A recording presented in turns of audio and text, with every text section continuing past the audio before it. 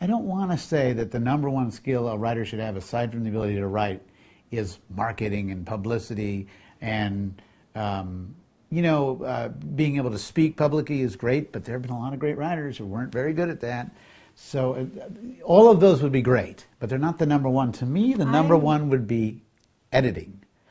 The number one skill after writing is, I don't know if this is cheating, is knowing when to cut bad stuff, knowing when to say, wow, I wrote a great thing except for this whole first page sucks, and I'm going to throw that away and start here. Or even, sometimes, more often than some people want to admit, this whole thing stinks.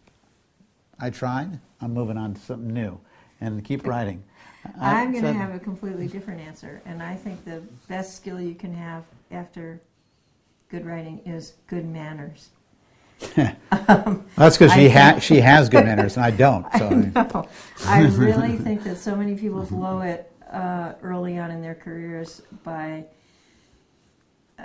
thinking too much of themselves, by becoming arrogant, by becoming defensive, narcissistic, or defensive, or having a chip on their shoulder. And walking into a bookstore as a gracious and an appreciative author, rather than why haven't you sold more copies of my book? Why isn't my book on the shelves?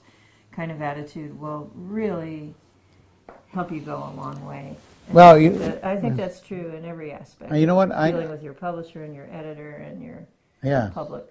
I want to actually, we gave you two answers. I want to vote for Kathy's. I think that is a more important part of it, because editing really is part of the writing process. And although I think what I said is true, you can always find somebody to edit you. Well, no, I think you need to edit yourself. But if you're ever going to get anywhere, you need to know, you don't want to hand people junk. But I think what Kathi said, though, is probably going to make you survive and fly, and more than survive, thrive in the publishing world, because again, as we began this by talking about, it's collaborative.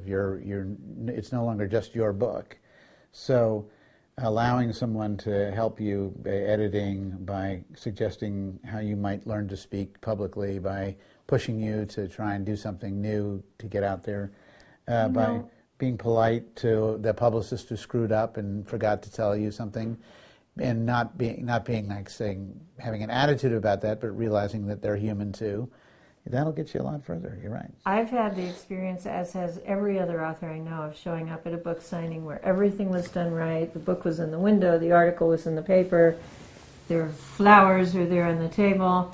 You're sitting there, in my case, with my little guitar and my book, and waiting for people to come, and no one shows up. And how you handle situations like that is really important, because really in any instance, but especially an instance like that, the person you need to impress is the bookseller, the person who is actually hand selling your book to customers. Mm-hmm. And if you act like a jerk, they're not going to like you, and they're not going to want to sell your book after you leave. So graciousness, I would say, is a really important quality. Thank you for listening. Please review our other available content for help writing, publishing, and marketing your book. If you have any questions about the Author Learning Center, please contact us by email at authorsupport@authorlearningcenter.com.